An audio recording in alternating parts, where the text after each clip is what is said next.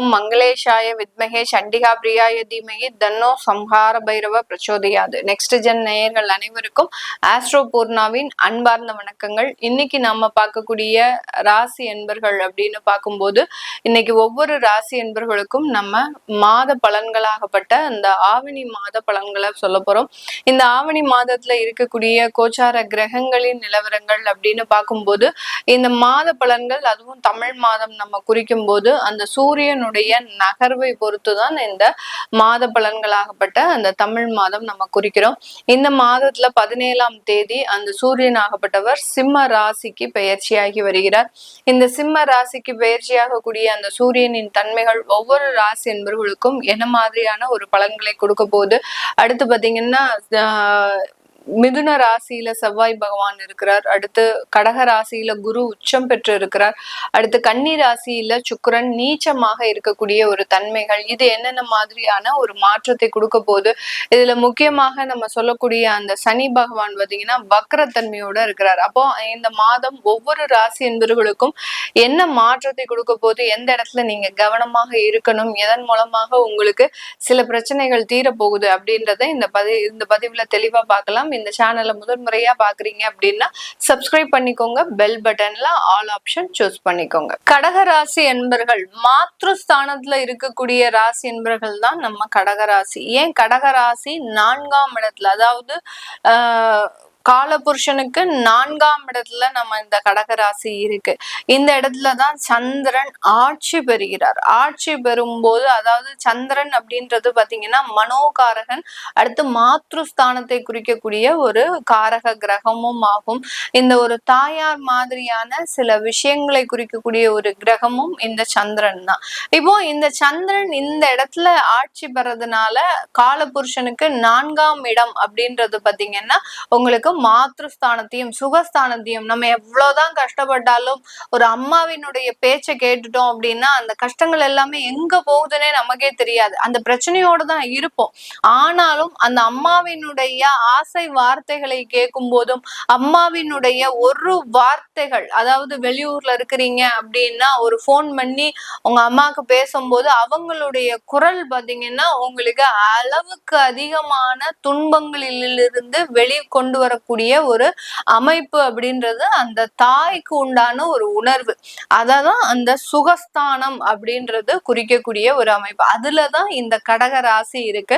அந்த கடக ராசியில இருக்கக்கூடியவர்கள் அப்ப எந்த மாதிரியான ஒரு அமைப்பை உடையவர்களாக இருப்பாங்க, எல்லார்கிட்டையும் ஒரு நல்ல ஒரு வெள்ளை மனதோட, அதாவது ஒரு வெள்ளேந்தியான ஒரு மனசோட, எந்த விதமான ஒரு வஞ்சக உணர்ச்சியும் இல்லாமல் ஒரு பிளைனா இவர்கள் நம்பக்கூடிய எல்லா நபர்களையுமே பாத்தீங்கன்னா அளவுக்கு அதிகமாக பாசம் வச்சு அவர்களினுடைய கெட்ட வழக்கங்களை பார்க்க மாட்டாங்க, அவர்களினுடைய குணங்களை பார்க்க மாட்டாங்க.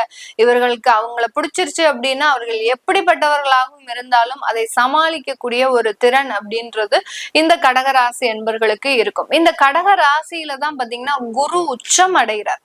ஒரு தாயினுடைய கையில இருக்கும் போது அந்த குழந்தைகள் எவ்வளவு பெரிய பாதுகாப்புல இருக்குமோ அதே மாதிரிதான் இந்த குருவினுடைய ஒரு அமைப்பும். குரு உச்சமா இருக்கிறாரு அப்படின்னாலே என்ன அர்த்தம், அந்த குருவுக்கு உண்டான காரக கிரகங்கள், ஒரு நல்ல ஒரு பொருளாதார வளர்ச்சி இருக்கக்கூடிய ஒரு அமைப்பு வாய்ந்த ஒரு ராசி. அடுத்து பாத்தீங்கன்னா என்ன பிரச்சனைகள் வந்தாலும் அதை சமாளித்து, அதாவது ஒரு மேலாண்மை திறன் அப்படின்றது அதிகப்படியாக இருக்கும். இந்த கடகராசி அன்பர்களுக்கு தானாகவே இந்த புகழும் அந்தஸ்தும் தேடி வரக்கூடிய ஒரு அமைப்பு அப்படின்றது இது எல்லாமே இயற்கையாகவே அமையக்கூடிய ஒரு அமைப்பாக தான் இருக்கு. ஆனால் இந்த இடத்துல இந்த ராசியில தான் செவ்வாய் நீச்சம் அடைகிறார். செவ்வாய் நீச்சம் அடைகிறாரு அப்படின்னாலே பாத்தீங்கன்னா ஒரு மனதளவு தைரியம் அப்படின்றது இவர்களுக்கு இருக்காது. ரொம்ப ஒரு வெள்ளேந்தியான ஒரு குணம், ரொம்ப ஒரு எளிமை வாய்ந்த ஒரு குணம், இதெல்லாமே இருக்குமே ஒழிய ஒரு தொடர்ந்து ஏதாவது ஒரு தன்னம்பிக்கையோடு முயற்சி செய்யக்கூடிய ஒரு நம்பிக்கை, அதாவது ஒரு தைரியம் அப்படின்றது இருக்காது. யாராவது ஒருத்தர் இவங்களை ஒரு அவமானமா பேசிட்டாங்க அப்படின்னா அந்த இடத்துல நிக்கவே மாட்டாங்க, அடுத்த நிமிஷம் அந்த இடத்துல இருக்க மாட்டாங்க. அந்த அளவுக்கு அந்த உணர்வு பூர்வமான ஒரு அமைப்பை உடையவர்கள் நம்ம கடகராசி என்பர்கள். இவர்களுக்கு இந்த மாதத்துல மிகப்பெரிய அளவுக்கு ராஜயோகங்கள் அப்படின்னு சொல்லக்கூடிய, ராஜயோகம்னா என்ன அர்த்தம், எல்லாருக்குமே ராஜயோகம் அப்படின்னு சொல்லியாச்சுனாலே ஒரு தவறான எண்ணம் என்ன இருக்கு அப்படின்னா, நம்ம ராஜா மாதிரி வாழ்ந்துருவோமா, யாருமே ராஜா மாதிரி வாழ முடியாது. ஏன் அப்படி முடியாது அப்படின்னா, ராஜான்றது ஒரு சாதாரண ஒரு பொறுப்பு கிடையாது. எல்லாரையும் மேனேஜ் பண்ணணும். மக்களுக்கு உண்டான குறைகளை தீர்க்கணும்.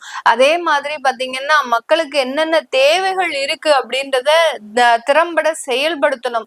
எதிரிகளையும் சமாளிக்கக்கூடிய ஒரு திறன் அப்படின்றது இருக்கும். அப்படி இருக்கும்போது அந்த ராஜா வாழ்க்கையை ஒரு சாதாரண மனிதனால வாழ முடியுமா? முடியவே முடியாது. அதுதான் அந்த ராஜயோகம்னு சொன்ன உடனே எல்லாருமே நினைக்கிறது, அப்போ எனக்கு கோடீஸ்வரன் ஆக போறேன், நான் பெரிய லட்சாதிபதி ஆக போறேன், என்னுடைய பிரச்சனைகள் எல்லாம் முடிய போகுது. ராஜ வாழ்க்கை வாழணும்னா பிரச்சனைகள் முடியவே முடியாது. அந்த அளவுக்கு மிகப்பெரிய ஒரு எதிர்ப்புகள் அப்படின்றது இருக்கும். இப்போ ஒண்ணுமே சொல்ல வேண்டாம். இப்ப நம்ம மாண்புமிகு முதலமைச்சர் பாத்தீங்கன்னா விஜய் அவர்கள் கடகராசி கடக லக்னம் தான். அவர்கள் அந்த ராஜ யோகத்தை அடையிறதுக்கு அவர்கள் எவ்வளவு கஷ்டப்பட்டாங்க அப்படின்றது அவருக்கு மட்டும்தான் தெரியும். நம்ம பின்னாடி இருந்து நம்மளுடைய தளபதி நம்மளுடைய எல்லா இடத்துக்கும் நம்மளுக்கு அவர் ஒரு முன்னுதாரணமாக இருந்தாலும் கூட அவர் பின்னாடி இருக்கக்கூடிய லைஃப் அப்படின்றது அந்த இடத்தை அடைவதற்கு அவர் எவ்வளவு கஷ்டப்பட்டிருப்பாரு. அதை நம்ம சாதாரண மனிதர்களால அதையெல்லாம் செய்ய முடியாது. அந்த அளவுக்கு அந்த ராஜயோகம் மிகப்பெரிய ஒரு வழிகளையும் கொடுத்து அதிலிருந்து விடுதலை பெறுவதற்குண்டான ஒரு அமைப்பையும் கொடுக்குது. அதுதான் இந்த கடகராசி என்பவர்களுக்கு இந்த மாதத்துல இருக்கக்கூடிய சில அமைப்புகள். ஒரு ராஜயோகம் அப்படின்னா என்ன? உங்களுக்கு இருக்கக்கூடிய பிரச்சனைகள்ல இருந்து ஓரளவுக்கு நிவர்த்திகள் அப்படின்றது இருக்கு. நிறைய பேர் கடன் தொந்தரவுகள்னால உங்க வீட்டை விட்டு வெளியேறி இருக்கிறீங்க. உங்க வீட்டோட ஒரு பெரிய அளவுக்கு பற்றுதல் இல்லாம இருக்கிறீங்க. அதையெல்லாம் நிவர்த்தி ஆகுதுன்னா உங்களுக்கு ஒரு நிம்மதியான ஒரு வாழ்க்கை தானே. ஒரு பெருமூச்சு விடக்கூடிய ஒரு நேரமாக தான் இந்த கடகராசி என்பவர்களுக்கு இந்த மாதம் இருக்க போகுது. அடுத்து பாத்தீங்கன்னா குழந்தைகளினுடைய வளர்ச்சியில மிகவும் அக்கறை வாய்ந்த ஒரு நபர்களாக தான் இருக்கிறீங்க. ஆனால் அந்த குழந்தைகள் உங்களை ஏமாற்றக்கூடிய அளவிற்கு சில விஷயங்களை செய்துட்டு இருக்கிறாங்க அப்படின்றது உங்களுக்கு இப்பதான் தெரிய வந்திருக்கும். கிட்டத்தட்ட ஒரு மாதத்திற்கு முன்னாடிதான் தெரிய வந்திருக்கும். நம்ம குழந்தை மேல ஒரு கண்மூடித்தனமான ஒரு பாசம் வச்சமே.